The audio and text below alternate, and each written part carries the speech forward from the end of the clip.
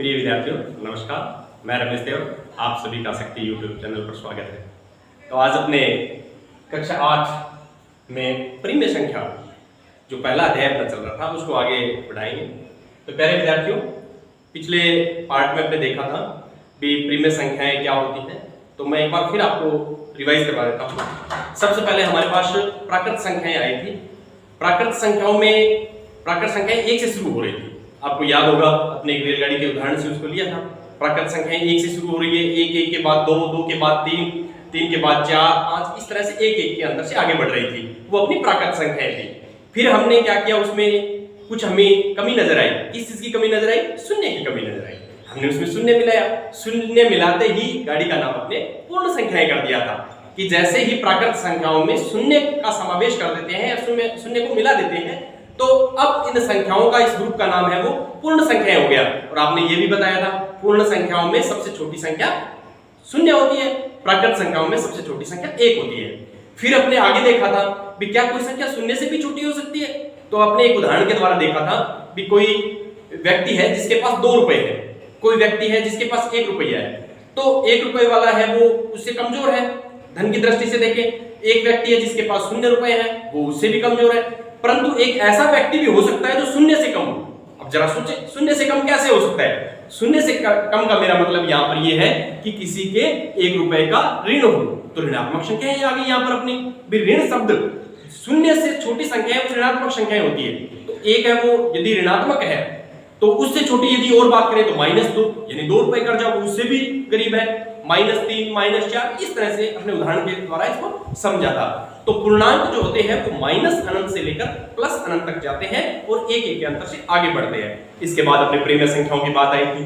परिमेय संख्याएं वे है जो अपने भिन्न के रूप में लिख सकते हैं। कहने का मतलब अब तक की जो संख्या थी वो 1 के अंतर से थी, परंतु अपने ये भी पता है कि 1 और 2, 2 और 3, 3 और 4 सभी के बीच में भी संख्याएं होती है। बहुत सी संख्याएं होती है। जैसे अपने छोटे से देखें कि 3 और 4 के बीच में 3.5 भी होता है, 3.25 भी होता है। तो इस तरह बहुत सी संख्याएं होती है दो संख्याओं के बीच में, दो पूर्णांकों के बीच में। तो वो संख्या परिमेय संख्या। परिमेय संख्या की अपने परिभाषा भी क्लियर की थी। वे संख्याएं जिनको p/q के रूप में लिखा जा सकता है वो परिमेय संख्याएं हैं। जैसे भिन्न के रूप में लिखना 3/7 एक परिमेय संख्या है, 2/4 एक परिमेय संख्या है, 7 भी एक परिमेय संख्या है। क्यों? क्योंकि 7 को 7/1 लिखते हैं। प्रत्येक संख्या के बटा में 1 तो अवश्य होता है, तो 7 को 7/1 लिखेंगे तो भिन्न रूप हो गया। भिन्न रूप हो गया तो वो भी अपने पास एक परिमेय संख्या है। ये अपने अध्ययन किया था। आज अपने इन संख्याओं के गुणधर्म की चर्चा करेंगे। एक विशेष गुणधर्म है जिसका नाम है समृद्ध गुणधर्म, उसकी आज अपने चर्चा करेंगे। तो आज का अपना मुख्य टॉपिक जो रहेगा, आज हमें क्या सीखना है वो ये है कि इन संख्याओं में समृद्ध गुणधर्म है उसका अध्ययन अपने को करना है। तो चलिए विद्यार्थियों, सबसे पहले मैं आपकी कोई संख्या लेके चलूंगा जो अपने सबसे पहले चर्चा की थी। कौन सी संख्या? प्राकृत संख्या। चलिए सबसे पहले मैंने ली प्राकृत संख्या। अब प्राकृत संख्याओं की यदि बात करें तो प्राकृत संख्याओं के ग्रुप को अपने इस गोले के द्वारा देखना चाहिए। ये समझिए प्राकृत संख्याओं का परिवार है। ये प्राकृत संख्याओं का परिवार है। प्राकृत संख्याओं में सबसे छोटा सदस्य कौन बताया था? प्राकृत संख्याओं में सबसे छोटा सदस्य 1 होता है। तो ये लीजिए 1, 2, 3, 4, 5, 6, 7, 8, 9, 10, 11, 12, 13, इस तरह से इसमें बहुत प्राकृत संख्याएं हैं भी 1 के अंतर से चल रही है। यहां ये नहीं है कि ये 13 तक ही है, ये अनंत तक जा रही है। इनकी खास बात ये है कि ये 1 के अंतर से आगे बढ़ रही है। तो ये मैंने प्राकृत संख्याओं का एक परिवार ले लिया। ये प्राकृत संख्याओं का एक परिवार है। इस पे मैं ये लो आपको,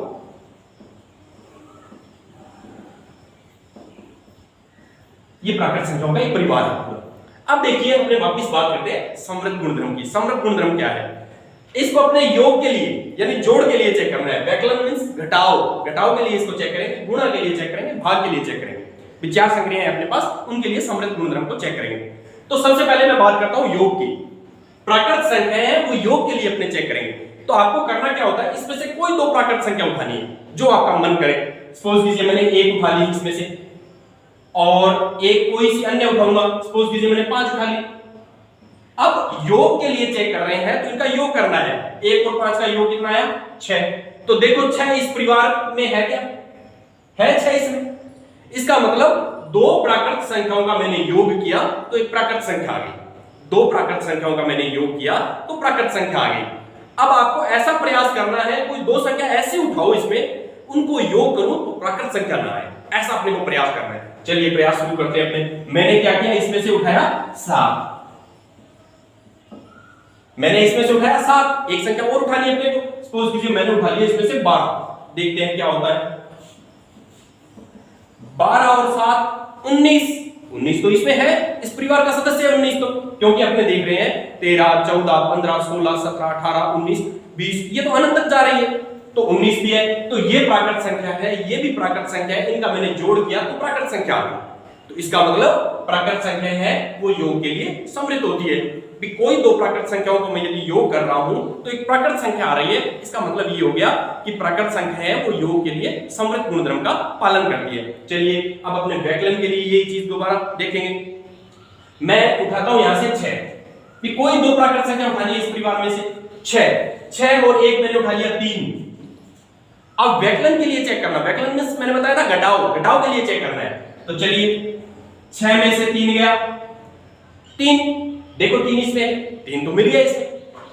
अब प्यारे बच्चों अपने एक प्रयास और करेंगे, ऐसा प्रयास करेंगे कि दो प्राकृत संख्याएं अपने उठाएंगे और कोशिश ये करेंगे कि जो उनका घटाव आए वो इस परिवार से बाहर हो, ऐसा प्रयास करना है। यदि अपने सफल हो गए तब तो ये समृद्ध गुणधर्म का पालन नहीं करेगी, यदि ऐसा नहीं मिला अपने को तो ये समृद्ध गुणधर्म का पालन करेगी। चलिए मैं प्रयास करता हूं। मैंने उठाया 2 और एक उठाया 5, 2 में से 5 घटा रहा हूं, 2 में से 5 घटा रहा हूं। अब आप सोच रहे होंगे 2 में से 5 कैसे घटेगा, इसके ये कोई दो व्यक्ति है, ये मान लीजिए इसके 5 रुपए कर्जा है, इसके 5 रुपए कर्जा है क्योंकि माइनस का निशान आ गया तो ऋण है, 5 रुपए ऋण है और इसने 2 रुपए इसके पास है, कमा रखे हैं इसने, तो इसके 5 रुपए कर्जा है, इसने 2 रुपए कमा रखे हैं। जब मैंने इनको मिलाया तो ये अपने पास, इसके तो 5 रुपए कर्जा था और इसके 2 रुपए ऋण है, तो इनके पास 3 रुपए का कर्जा रहेगा दोनों के पास। यदि दोनों को मैं आपस में मिला दूं तो इनके पास 3 रुपए कर्जा रहेगा। तो कहने का मतलब कि एक दृष्टि से अपने इसको देखें तो माइनस का 5 है और प्लस का 2 है, तो जो संख्या बड़ी होती है उसका निशान रहेगा। माइनस का 5 है तो माइनस में बचेगी संख्या कितनी बचेगी, 5 में से 2 घटा दो 3 बचेगी, तो -3। अब ढूंढो इसमें -3 है क्या, पूर्णांकों प्राकृत संख्याओं में तो -3 होता ही नहीं, तो इसका मतलब ये अपने को एक उदाहरण ऐसा मिल गया, इसका मतलब ये समृद्ध गुणधर्म का पालन नहीं करता है। किसके लिए नहीं करता है, घटाव के लिए। कौन, प्राकृत संख्या। तो ये लीजिए, और यहां पर तो ऐसा उदाहरण अपने को कोई मिला नहीं था, इसलिए ये समृद्ध गुणधर्म का पालन करती है। अब चलिए अपने गुणा के लिए ये बात चेक करते हैं। सबसे पहले मैं कोई एक प्राकृत संख्या उठाता हूं, सपोज कीजिए मैंने 3 उठा ली और एक 4 उठा ली। गुणा के लिए चेक करना है तो अपने गुणा का निशान लगाएंगे। 3 चौका 12, 3 चौका 12 तो है इसमें। और प्रयास करते हैं अपने। चलिए मैं इसमें से उठाता हूं 4 और 9 36, ये भी अपने पास मिल गया। इसका मतलब प्राकृत संख्याएं हैं वो गुणा के लिए समृद्ध गुणधर्म का पालन करती है। चलिए भाग के लिए बात करते हैं। कोई संख्या उठाता हूं, इसमें से मैं 3, एक संख्या मैंने उठाई 5, तो इसको अपने ऐसे लिख सकते हैं 3/5।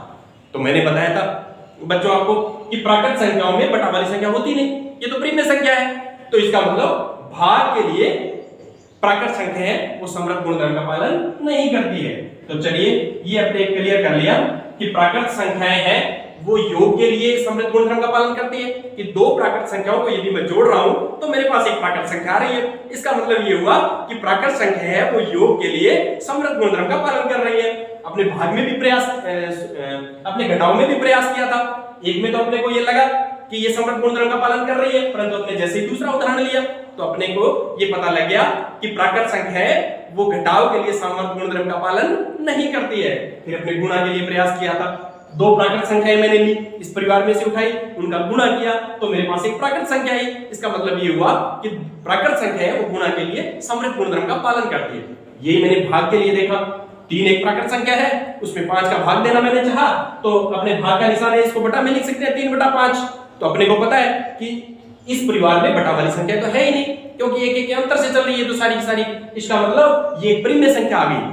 प्राकृत संख्या में प्राकृत संख्या का भाग दिया तो प्राकृत संख्या नहीं आई, तो ये भाग है वो अपने पास प्राकृत संख्या है वो भाग के लिए समवर्त गुणधर्म का पालन नहीं करती है। तो इसी तरह अब अपने आगे देखेंगे इसमें। तो अब बच्चों अपने प्राकृत संख्याओं के बारे में समवर्त गुणधर्म को उदाहरणों के साथ देख लिया, अब पूर्ण संख्याओं के लिए देखेंगे।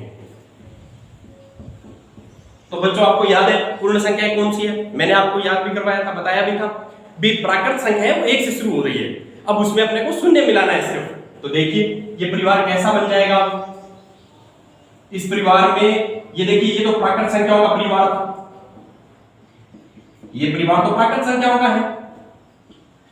इस परिवार में सिर्फ एक सदस्य को मिलाते ही, बहुत सी संख्या है, एक सदस्य और मिला दिया मैंने, शून्य। जैसे मैंने शून्य मिलाया तो इस परिवार का नाम हो गया पूर्ण संख्या है। तो ये पूर्ण संख्याओं का परिवार है। अब अपने कोई कार्य करना है, दो पूर्ण संख्याएं लेनी है, उनका योग करना है और प्रयास करके देखना है इस परिवार का सदस्य आ रहा है या कोई बाहर का सदस्य आ रहा है। यदि इस परिवार का सदस्य आया तो अपने कह देंगे समवर्त गुणधर्म है, और यदि अपने को इसमें से कोई संख्या नहीं मिली तो अपने कह देंगे कि ये समवर्त गुणधर्म का पालन नहीं करती है। चलिए मैं एक तो इसमें से शून्य उठाता हूं, एक सपोज कीजिए मैंने 5 उठा लिया, योग के लिए चेक करना है तो मैं योग लगाऊंगा बीच में। तो अब मैंने ये देखा इसमें कि शून्य में यदि 5 जोड़ते हैं, शून्य में यदि 5 जोड़ते हैं तो क्या आएगा, 5 आएगा। 5 तो इस परिवार का सदस्य है। इसका मतलब इस उदाहरण से तो ये स्पष्ट हो रहा है कि समवर्त गुणधर्म का पालन करती है। ऐसे अपने को और उदाहरण भी लेकर के देखने, अपने को प्रयास ये करना है कि योग है वो कहीं बाहर तो नहीं आ रहा है क्या, ऐसा करके देखना है। चलिए कुछ और संख्या लेके देखता हूं, 10 और 1 3 13, ये भी इसमें विद्यमान है, इस परिवार में है। तो इसका मतलब पूर्ण संख्या है वो योग के लिए समवर्त गुणधर्म का पालन करती है। ये बात अपने यहां से स्पष्ट होगी। अब चलिए व्यकलन यानी घटाव के लिए चेक करते हैं। तो वही तरीका अपने पास 0 में मैंने जोड़ा 3, सॉरी घटाव के लिए चेक करना है तो घटाव का निशान लगाएंगे। तो माइनस का है 3, माइनस का निशान है और संख्या बड़ी है 3, तो यहां पर किसी भी संख्या में यदि शून्य जोड़ते हैं तो संख्या स्वयं आती है। अब देखिए -3, तो यहां पर देखो पूर्ण संख्याओं में तो ऐसा कोई है ही नहीं जो माइनस में हो, यहां तो सारी धनात्मक राशियां हैं, धनात्मक संख्याएं हैं। तो अपने पास इससे ये हो गया कि ये पूर्ण संख्या नहीं है। एक पूर्ण संख्या में से मैंने दूसरी पूर्ण संख्या घटाई, ये एक पूर्ण संख्या है, ये एक पूर्ण संख्या है, मैंने इस पूर्ण संख्या में से ये पूर्ण संख्या घटाई तो मेरे पास एक पूर्ण संख्या प्राप्त नहीं हुई है। इसका मतलब कि पूर्ण संख्याएं हैं वो घटाव के लिए समवर्त गुणधर्म का पालन नहीं करती है। चलिए यही बात गुणा में देखते हैं अपने। तो बच्चों अपने ये करते हैं, एक संख्या तो मैंने ली 0 और एक 4 का गुणा यदि 0 से करेंगे तो क्या आएगा, 0 आएगा, वो एक पूर्ण संख्या है। इसी तरह और भी उदाहरण लेके देखता हूं मैं।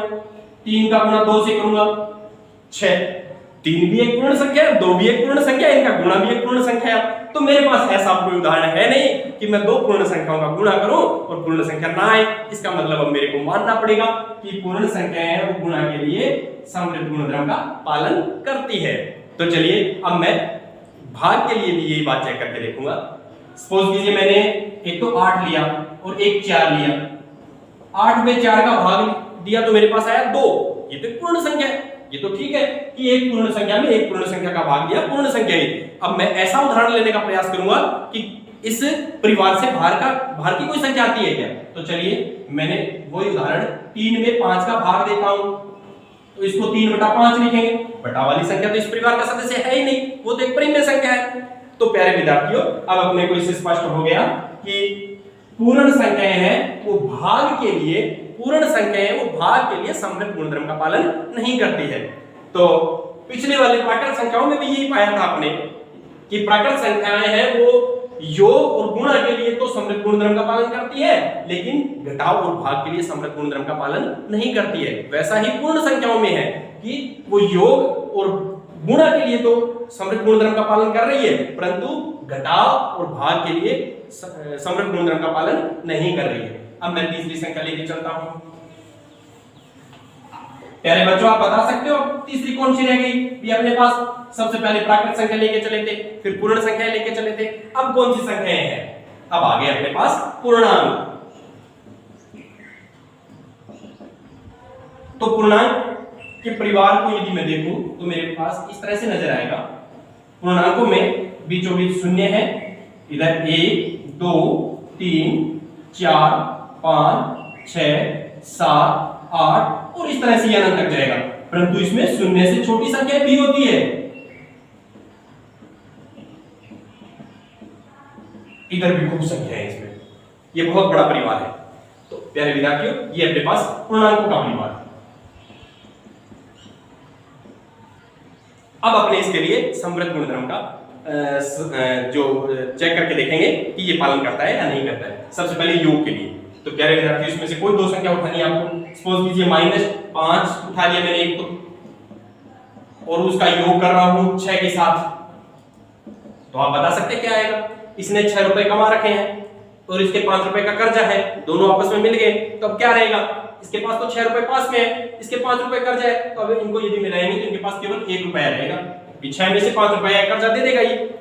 दो व्यक्ति है, इसके पास 6 रुपए है, इसके पास 5 रुपए है, तब इनको मैंने आपस में मिलाया तो इनके पास 1 आ गया। तो देखिए एक अपने पास पूर्णांक है कि नहीं है, एक पूर्णांक है। इसका मतलब कि इस उदाहरण से तो मेरे को ये लग रहा है कि पूर्णांक है वो योग के लिए समवृत्त गुणधर्म का पालन करते हैं। अब मैं और उदाहरण लेता हूं इसमें से। सपोज कीजिए मैंने ले लिया 6 में -3 जोड़ दिया, 6 में -3 जोड़ दिया मैंने, तो इसके पास 6 रुपए है पास में, इसके 3 रुपए कर्जा है, इसने 6 रुपए कमा रखे हैं, इसके पास 3 रुपए कर्जा है, इन्होंने आपस में इकट्ठे हो गए, साझा कर लिया, तो इनका क्या रहेगा, इनके पास अब केवल 3 रुपए रहेंगे। मेरे पास संख्या आ गई 3, जो कि एक क्या है अपने पास पूर्णांक है। इसका मतलब कि पूर्णांक है वो योग के लिए समवृत्त गुणधर्म का पालन करते हैं। चलिए आगे चलते हैं, घटाव के लिए देखते हैं क्या होता है। यही संख्या वापिस उठा लेता हूं, -5 और 6, इसको देखता हूं। तो प्यारे विद्यार्थियों, यदि अपने ब्रैकेट को खोलें तो अपने को ये नजर आएगा कि -5 और -6, इसके 5 रुपए कर्जा, इसके 6 रुपए कर्जा, दोनों आपस में मिल गए तो इनका कर्जा बढ़ जाएगा। अब कितना हो गया कर्जा, इनके 11 रुपए का कर्जा हो गया। कर्जा का मतलब मैंने माइनस का निशान, यानी -5 में -6 यदि अपने देखें तो इन दोनों का -11 होगा। ये कहां से आया, ये तो -5 है और ये प्लस का 6 घटाया है मैंने, परंतु जब मैंने ब्रैकेट खोला तो बाहर माइनस का निशान है, तो ये संख्या क्या लग गया। अब ये इस तरह से मेरे को दिखने लगी कि -5 में -6 और मिला दिया तो -11। तो देखो बच्चों, इसमें -11 है क्या, है इसमें, क्योंकि -6 -7 -8 माइनस की संख्या है। तो चलिए मैं आगे और देखता हूं घटाव के लिए। 0 में 3 घटाना हो, तो प्यारे विद्यार्थियों मैंने ब्रैकेट खोला तो बाहर माइनस का निशान है, तो इस संख्या के माइनस लग गया। तो इसके पास कुछ नहीं है, इसके 3 रुपए कर्जा है, आपस में मिल गए, इनके 3 रुपए कर्जा बना रहेगा, तो -3 आ गया। तो इसका मतलब ये हुआ कि पूर्णांक है वो घटाव के लिए भी समवृत्त गुणधर्म का पालन करते हैं। ठीक है, चलिए अब आगे बढ़ते हैं गुणा के लिए। कोई दो अपने पूर्णांक लेने हैं। सपोज कीजिए मैंने ले लिया -5 और एक ले लिया 3। एक संख्या धनात्मक है और एक ऋणात्मक है, तो माइनस का गुणा यदि प्लस से करेंगे, माइनस का गुणा यदि प्लस से करेंगे तो माइनस आएगा। फिर साधारण अपने गुणा करना है, 5 किया 15। अब अपने देखेंगे ये 15 एक पूर्णांक है या नहीं। तो देखिए इस परिवार में ये सदस्य है कि नहीं है, क्योंकि अपने को पता है ये परिवार माइनस अनंत से प्लस अनंत की तरफ जा रहा है, तो इसमें ये सदस्य है। इसका मतलब गुणा के लिए ये जो पूर्णांक है वो गुणा के लिए समवृत्त गुणधर्म का पालन करते हैं। मैं और उदाहरण भी लेना चाहूंगा। -4 का गुणा -2 से करेंगे, तो आपको पता होगा माइनस का गुणा माइनस से करते हैं तो प्लस आता है, क्योंकि जब दोनों निशान सेम है तो प्लस आएगा। एक निशान यदि प्लस है और एक माइनस है तो माइनस आएगा। तो चलिए यहां पर आ गया अपने पास प्लस, 4 दूनी 8, तो 8 इस ग्रुप का सदस्य है, इस परिवार का सदस्य है। तो अपने ये कह सकते हैं कि एक पूर्णांक का गुणा दूसरे पूर्णांक के साथ किया तो एक पूर्णांक आता है, एक पूर्णांक का गुणा दूसरे पूर्णांक के साथ करते हैं तो एक पूर्णांक आता है। इसका मतलब कि पूर्णांक है वो समवृत्त गुणधर्म का पालन करते हैं। अब मैं देखता हूं भाग के लिए।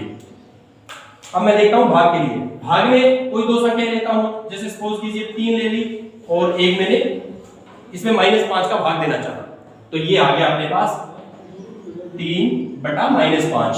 तो बटा वाली संख्या आ गई, जो कि अपने पास पूर्णांक नहीं है, क्योंकि बटा वाली संख्या तो प्रिय संख्या होती है। तो इसका मतलब मैं कह सकता हूं कि पूर्णांक है वो भाग के लिए, सिर्फ पूर्णांक है वो भाग के लिए समवृत्त गुणधर्म का पालन नहीं करते हैं। तो इस तरह से मैंने देखा कि इसमें पूर्णांक है वो योग के लिए समवृत्त गुणधर्म का पालन करते हैं, व्यकलन के लिए भी करते हैं, गुणा के लिए भी करते हैं, परंतु भाग के लिए नहीं करते हैं। अब चलिए अपने पास अंतिम संख्या जो बच गई वो है परिमेय संख्या, उसको देखते हैं। प्रिमेय संख्याओं के बारे में समृद्ध गुणधर्म की जांच करते हैं कि उसमें अपने को क्या निष्कर्ष निकल के आता है। तो प्रिमेय संख्याएं मैंने आपको पहले भी बताया था, वे संख्याएं जिनको p बटा q के रूप में अपने लिख सकते हैं, यानी भिन्न के रूप में जिसको दर्शा सकते हैं, वे संख्याएं प्रिमेय संख्या होती है। तो चलिए प्रिमेय संख्याएं लगभग अपने पास सभी संख्याएं प्रिमेय संख्याओं की श्रेणी में आ जाती है, क्योंकि जो बटा वाली संख्याएं हैं अपने ये कह सकते हैं आज तक जो संख्याएं थी उसके अलावा भी कुछ संख्याएं यदि और मिला दूं तो भी वो आज तक अपने पास इतनी संख्याएं थी। अब इनके बाद इनके बीच में बहुत संख्याएं हैं, जैसे बटा वाली संख्याएं हैं जिनको p बटा q के रूप में अपने लिख सकते हैं, जहां p और q पूर्णांक है। भी पूर्णांक में यदि पूर्णांक का भाग दूं तो अपने पास जो संख्या है वो प्रिमेय संख्या है। तो चलिए मैं कोई बटा वाली एक संख्या लेता हूं, तो प्यारे विद्यार्थियों मैंने ले लिया इसमें 1/2 और उसमें मैं जोड़ता हूं कोई भी एक प्रिमेय संख्या, मान लीजिए 3/4 जोड़ दिया। अब आपको पता है कि प्रिमेय संख्या में प्रिमेय संख्या कैसे जोड़ी जाती है, तो चलिए देखते हैं। इसका लघुत्तम आ गया 4 में दिया 2 का भाग, 4 में दिया 2 का भाग, तो मेरे पास आया 2 का 1 के साथ गुणा 2। 4 में 4 का भाग 1, 4 में 4 का भाग 1 का 3 के साथ गुणा 3, तो 2 और 3 5/4। तो देखिए एक प्रिमेय संख्या में एक प्रिमेय संख्या मैंने जोड़ी तो मेरे पास प्रिमेय संख्या ही है।